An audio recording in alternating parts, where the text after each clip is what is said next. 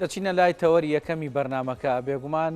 هەروەگاشکا و لە هەواڵەکانی شاماژەمان پێکرد کە سوید و فێنلەندا بەڕسمی داواکاریان بۆ بوون بە ئەندام لە هاوپەیمانی باکووری ئەتلەسی ناتۆ پێشکەش کردووە. سکرتێری گشتی هاوپەیمانێتەکەش پێشوازی لێ کردو. ئەمریکا خۆی هەر پێشوازی لێکە. هەرچەندە پێشتر رووسیا هۆشداری دابوو لە هەر هەنگاوێکی لەو جۆرە بۆ ئەوەی کە ببن بە ئەندام لە ناتۆ، بەڵام ئەو دوو وڵاتە پێیان وایە کە گونجاوترین کات بۆ ئەوی کە داواکاری پێشکەشکەن بۆ بوون بە ئەندام لە هاوپەیمانی باکووری ئەتلەسی ناسرا و بە ناتۆ ئێستاە. با بزانین ئەم داواکاریە بۆچی لە ئێستاە، پشگیریەکان چۆن پشگیری کراون و بۆچی وڵاتێکی وەکو تورکیا ڕەتی دەکاتەوە. ئەم بابەتە تاوتوێ دەکەین لەگەڵ بەڕێز هەورامان عەلی کە بەڕێزیان چاودێری سیاسیە و لە ڕاستەوخۆ لە وڵاتی فێنلەنداوە لەگەڵمانە. کاک هەورامان، ئەم کاتت باش و سپاس بۆی کە لەگەڵمانیت بۆ تاوتوێکردنی ئەم بابەتە. بە یەکەم پرسیار ئەوە بێ، هەروەکو پێشووتری ژوتم، بۆچی لە ئێستاە ئەم دوو وڵاتە هەردووکیان فێنلەندا و سویدیش داوای ئەندامبوون لە ناتۆ دەکەن؟ مەترسیەکیان لەسرە؟ بەیانیتان باش و سپاس و بۆ ئەو دەرفەتێکە بۆتان ڕەخان. لە ڕاستیە سەڕی رووسیا بەرامبەر ئۆکرانیا هەلومەرجێکی وای خۆپان کە ترس و نیگەرانێکی زۆری لە وڵاتانی ئەسکەندنافیشە بە تایبەت لە فێنلەندا و سویدیش دروست کرد. لە ڕاستیە بە درێژایی لە دوای جەنگ جیهانی دووەمەوە هەتاکو ئێستا پێنج وڵاتی ئەوروپی کە هەمیشە بێلایەن بوون و لە نێوان لە سەردەمی جەنگی سارد و دنیای دوو قوتبیان بێلایەن بوون، هەر هەمویان لە ئەنجامی و دەرەنجامەکانی هێرشی رووسیا بۆ سەر ئۆکرانیا ئەو بێلانیان شکان و هەلومەرجێکی نوێ هاتە ئاراوە کە ئێستا بە شێوەیەکی گشتی تا پێش ئەو ڕووداوانەوە تا پێش هێرشی رووسیا بۆ سەر ئۆکرانیا زۆربەی هەرە زۆری حیزب و لایەنەکان و خەڵکیش بە شێوەیەکی گشتی خوازیاری بێلایەنی بوون و بەڵام ئەم وەزعیەتە نوێیە هەلومەرجێکی وای خۆخان ئەو ترسنیگەرانیە بە جۆرێکە کە ئێستا بەپێی ڕاپرسیەکان تقریبان لە ساڵ 75 بۆ 80 خەڵکی فێنلەندا لەگەڵ ئەوە بوون کە ببنە ئەندامی ناتۆ و ببنە بەرحاڵیان یەکلا کردەوە. لە چەند ڕۆژی ڕابردووشدا چ پەرلەمان و چه حکوومەت و چه بەرحاڵ بەرپرسانی ئەم وڵاتە لە ئاستی جۆرا جۆرا لە پەرلەمانیشا بە درێژایی دوو ڕۆژی ڕابردوو باسێکی تێر و تەسەلیان لەسەر ئاکامەکانی چونە ناو ناتۆ زیان و قازانجەکانیان تاوتێ کردو بە شێوەیەکی گشتیش و بە فەرمی فێنلەندا داوای ئەندامەتی لە ناتۆ. باشە، فێنلەندا وەکو خۆش ئاماژە و پێکرد کە پێشتر یەکێکە لە وڵاتانی بێلایەن بووە، ئێستا ئامادەیە بچێتە ناو ئەو هاوپەیمانێتیە، یعنی ئامادەکاری کردووە بۆ چوونە ناو ئەو هاوپەیمانێتیە؟ بڵێ لە ڕاستیە خودی فێنلەندا وەک دەوڵەتێک لە دروستبوونیەوە تاکو ئێستەی بە شێوەیەکی گشتی لە ڕووی ساختاری سیاسی و فکری و ئەو بنەمایانەی کە ئەم دەوڵەتەی لێپێگاتووە ئەوەی کە پێی دەڵێن دەوڵەتی خۆر لە ڕاستیدا هەر بە خۆرئاوا بووە، یعنی سیستەمی بەڕێوەبردننی شێوازی بیرکردنەوەی سیاسەتەکانی بە شێوەیەکی گشتی بەشێک بووە لە بەشێکە لەو سیاسەتەی لە چوارچەوەی سیستەمی جیهانیە لەسەر غەرب حسابکراوە، لەسەر خۆراوە حسابکراوە، خۆیشی هەروە پێناسەی خۆی کردووە، بەڵام بە شێوەیەکی لە ڕووی هاوپەیمانی سەربازیەوە بەشێک نەبوو لەمە لە چوارچەوەی جەنگی سارد و دنیای چەند قوتبیە فێنلەندا بەشێک بوو، یەکێک بوو لەو تاکوتەرا وڵاتانی کە لە نێوان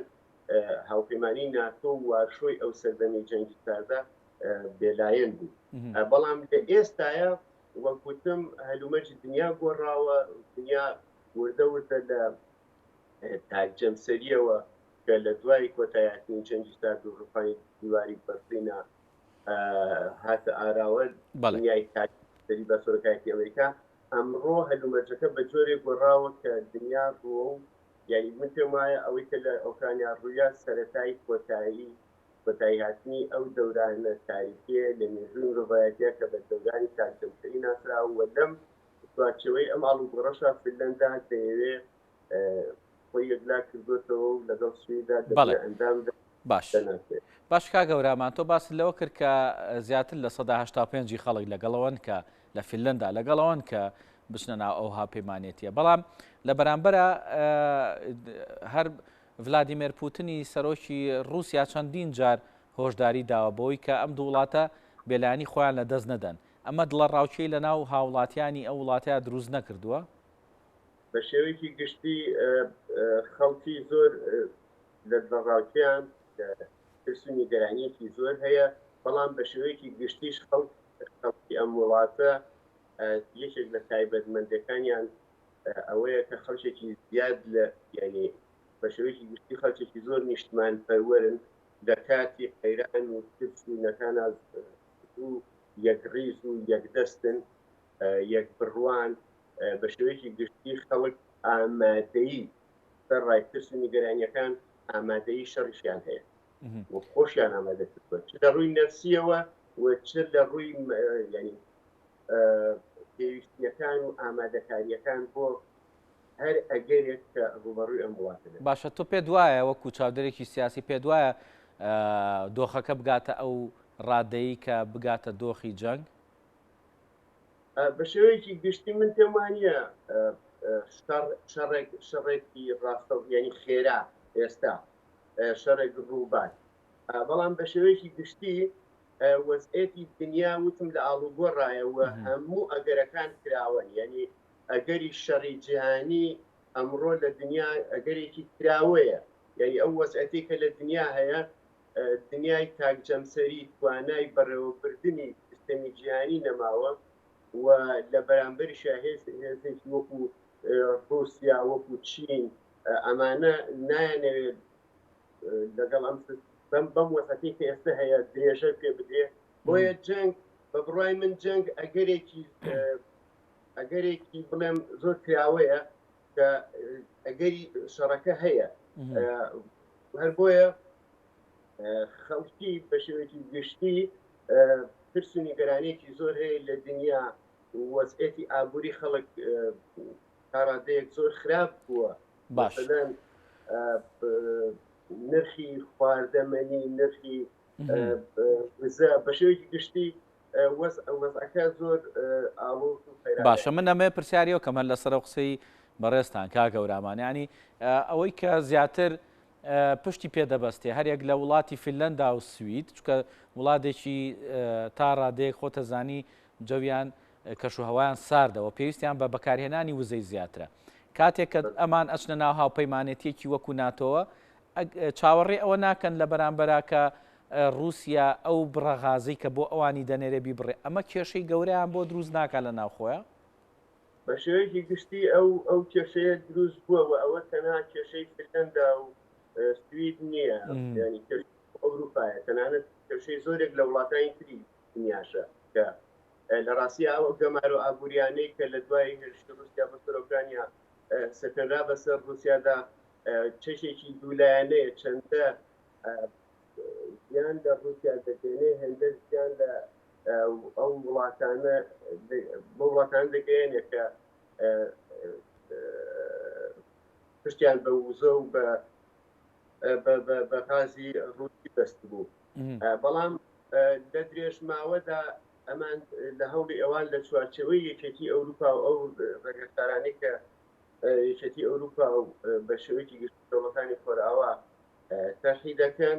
کە بتوانن قەرەبووی ئەو ئەنەرژیە بکەنەوە کە لە رووسیاوە بۆیان دێ بەڵام بە شێوەیەکی گشتی هەر ئێستا ئەمەکانی زۆر وازەحە بەرزبوونەوەی لە ڕادە بەدەری نرخی بنزین و گاز و کارەبا و تەنانەت خۆراکیش بەشێکە لە ئاکامە ڕاستەوخەکانی ئەو کێشەیە کە ئەو گەماریانەیە کە خراونەتە رووسیا باش بابەتێکی تر هەیە لە بەرامبەر ئەو پشگیری کە ئەمریکا دەیکات بۆی کە ڕووس ببورن فنلەندا کە لەگەڵ سویدا ئەیانێ بن بە ئەندام لە ناتۆیە لە بەرامبەرە بڵێن هەڵوەستەیەکی تورکیا هەیە یاخود ناڕازیبوونێکی تورکیا هەیە یاخود بەر هەڵسکارێکی تورکیا هەیە بەرامبەر بۆی کەوت وڵاتە نابێ بنە ئەندام تاوەکو پابندی ئەوە نەبن کە ئەوەی کە ئەو ناوی ناوە بەرەنگاربوونەوەی تیرۆر یاخود بنەبڕکردنی تیرۆر لە وڵاتەکانە ئەمە هەیە لە وڵاتانە وا تورکیا داوایەکی لەم شێوەیە دەکات ڕاستەکەی ئەوەیە تورکیا ئیستیزاد نەکات یعنی ڕاستی ئەوە هەڵوێستێکی دوژمنکارانەی مێژووی ئەو وڵاتێ بەداخەوە تورکیا وەک دەوڵەتێک ینی بەم هەڵوێستەی نیشانی ئێمەش و هەموو دنیایشی هەیە کە چەندە هەڵوێستی دوژمنکارانەیە لە بەرامبەر ئەوەی کە لە سوید و فنلەندا هەبوو کورد هەبێت یعنی دەڕاستیا هیچ جۆرە ڕێکخراوەیەکی بەو جۆرەی کە تورکیا باسی دەکات لە ئەسکەندنافیا لە هەموو ئەوروپا نییە ئەوەی کە هەیە تەنها خەڵکێکی تێکۆشەرانێکی سیاسی ڕاوەزبنرا و ئاوارە و دەربەدەرن تورکیا بە مەڵێسەی جارێکتر نیشانی دەدا کە نەک تەنیا هاوکاری چارەسەری هیچ کێشەیەکی ئێمە نییە لە ناوخۆی یعنی هیچ کێشەی کورد نیە لە چوارچێوەی ئەو شتێک کە ناونراوە دەوڵەتی تورکیا و نەک تەنیا چارەسەری توانای چارەسەری ئەمەی نییە و نیازی ئەمەی نییە بەڵکو تەنانەت ئەو دژی خێمەیەکی پەنابەریشە کە لە وڵاتانی ئەسکەندنافیا ئێمە هەمان باشە تورکیا ئەتوانێت ڕێگری لەوە بکا کە ئەو دوو وڵاتە نەبنە ئەندام پێم وانە تورکیا بتوانێت ئەمە بکات لە ڕاستیە ئەوەی کە تورکیا دەیەوێت وەک گوتم دەیەوێت سوء ئیستفادە لەم وەزعەتە بکات بە قازانجی پرۆژە و بەرنامەکانی خۆی بەڵام لە ئەخیرا من پێم وایە تورکیا ناتوانێت ئەمە بکات و دەوڵەتانی تر ڕێگەی نایەن کە ئەمە بکات بە تایبەت هاوسەمەتی ناتۆ زۆر بە قازانجیەتی کە فنلەندا و سوید ببنە ئەندامیەوەی یعنی خودی فنلەندا یعنی کەم ڕاستەوخۆ 1340 کیلۆمەتر سنووری هەیە لەگەڵ رووسیا ئەمە دەتوانێت لە ڕووی سەربازیەوە لە ڕووی استراتیژیەوە کۆمەکێکی گەورەی ناتۆ بکە و بتوانێت کاتێکی زۆر بەهێز و بەرەیەکی زۆر فراوان بێ لەو نەخشە سەربازیانە و هاوسەنگی هێزەی کە هەیەە لە بەرامبەر رووسیادا بۆیە بە هەمویانەوە دڵنیام فشارێکی زۆرە خەنەسەر تورکیا کە دەبێت ڕازی بێت و سەرنجامیش ڕازی دەبێت بەڵام ئەوەی کەوتم تورکیا دەیەوێت فقط توی ئیسفادە لەمە بکە و دەیەوێت دەوڵەتانی هەرچی زیاتر دەوڵەتانی ناتۆ و ئەندامانی یەکێتی ئەوروپا بە شێوەیەکی گشتی ناچارکە کە لە قەزیەی کووردا لە دژی پەیوەست بن بەو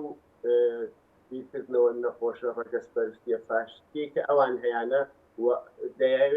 دەیانەوێت دانیکەم ویان لێ بکەن وا لە ئەوروپا بکەن کە